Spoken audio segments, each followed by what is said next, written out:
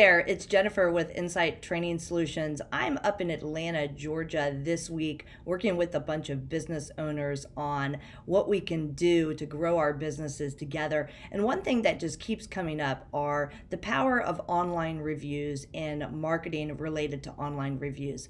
So if you're a physician or a medical practice and you're concerned about your star ratings on different reputation management websites out there like Health Grades or Yelp or Vitals or even Google and Facebook. If you're concerned about those 1, 2, or 3 star ratings, I've got some tips for you really quick, down and dirty. First, you need to have a game plan in place with some level of subscription service. There's dozens upon dozens of them out there. You sign up for a monthly fee, one per MPI license and one per location, and they will actually send you alerts on a daily basis when anybody says anything about you. This is fantastic because this way you can see kind of your entire reputation in a snapshot. Make sure you pick a service that has a great dashboard because I know doctors and doctors like numbers, and you can really see the big picture if you get one that has a great dashboard. It's even better if you can find a service that ties into your EHR. Now, I have a service that I work with that ties into EHR, but I also have services that I've worked with that don't, and there's ways to get around it. There's always a duct tape solution, but if you can tie into your EHR, then you'll have the opportunity to send out invitations for patients to leave reviews. And what this does is it allows you to send reviews to all of your patients, capture the negative ones internally so that you can hopefully solve the problem prior to a patient going online and leaving a negative review.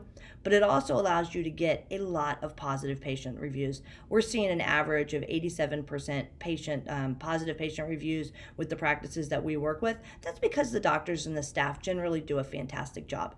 And people love their doctors and they want to share how much they love their doctors. So when you're asking a patient to leave a review and you're doing it in a very non-intrusive way and you're not having to do it, while you're also trying to fill out notes or put something into the system or get, funnel the patients out of the patient room and out to checkout.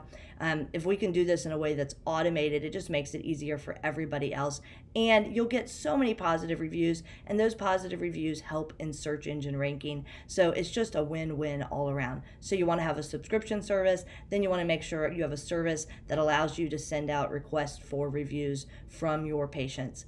And then you want to make sure you're responding to all the positives and all the negatives that are out there. This is very important because it may not be that you're solving a problem with your existing patient that has taken time to complain online, but you have potential patients that are looking for you online. And when they look for you online, they're going to see that you're being responsive to those patients. Even if all you did was say, hey, if you want to give us a call, here's a back office number, or we're sorry to hear that you've got this complaint, here's a phone number to resolve it. Because ultimately you want to take that conversation offline and not be having them on Facebook or Health Grades or one of those websites.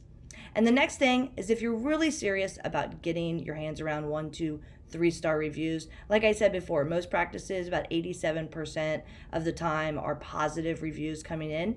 So in that other 13%, how can you manage those negatives? How can you prevent negative reviews in the first place? Sometimes you're not going to be able to make people happy, but there are things that you can do. I'm going to suggest that you look at the overall patient experience. How do patients find your practice? And then reverse engineer, and you'll see that it's lots of interactions with your front office staff. It's reactions or interactions with your billing department. It's interactions with your PAs. It's interactions with lots and lots of people outside of just the physicians. So what can you do? You can put together a training program. You can explain to your staff and help educate them on this piece that they play in the overall patient experience. And when we get all of the players on the same page, the entire team, from the physicians to the billing department to medical records to the call center staff to the front desk staff, when we get everybody on the same page in marketing the practice and helping to improve the patient experience, that's how you address 1, 2, and 3-star reviews. It's time to stop putting a Band-Aid on the problem, and let's start getting to the root of the problem and finding a solution. And that solution is investing back in our people and making sure our people understand the role they play in the overall patient experience. So until next time, I'm Jennifer with Insight Training Solutions. Thank you so much for joining me.